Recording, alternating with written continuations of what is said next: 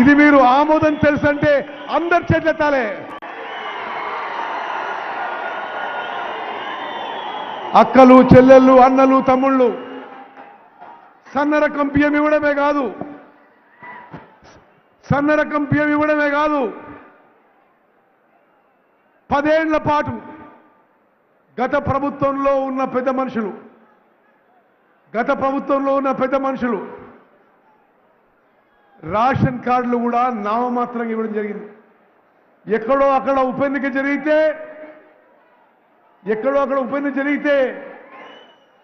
Ration కార్డులు ఇచ్చింది, కానీ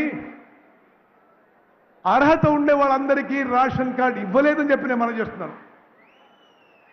మన కాంగ్రెస్ ప్రభుత్వం వచ్చిన తర్వాత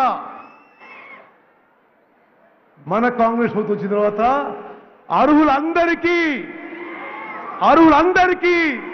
రేషన్ కార్డు ఇవ్వబోతున్న విషయం నేను మరోమారు మనం చేస్తున్నా. ఇదొక నిరంతర ప్రక్రియ. తెలంగాణలో అర్హత ఉన్న వాళ్ళందరికీ కూడా రేషన్ కార్డు ఇవ్వబోతున్నాము. బిలో పవర్టీ లైన్ కుటుంబాలకి, దారిద్ర్య రేఖ దిగులున్న వాళ్ళకి గతంలో తెల్ల కార్డుండే మన ప్రభుత్వంలో 3 రంగుల కార్డు ఇవ్వబోతున్నాము. అబౌవ్ పవర్టీ లైన్ ఉన్న వాళ్ళకి,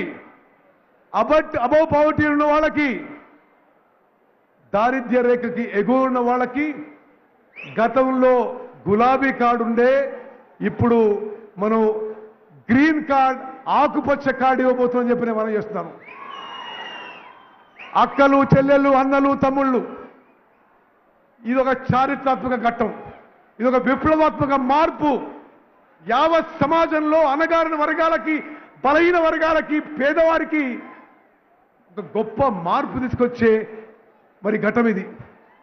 రేపటి నుంచి యావత్ తెలంగాణలో రేషన్ కార్డ్ అర్హత ఉండే వాళ్ళందరికీ 6 కిలోలు ఉచితంగా సన్నబియ్యం ఇవ్వబోతుందని చెప్పి నేను మనం చేస్తున్నాను.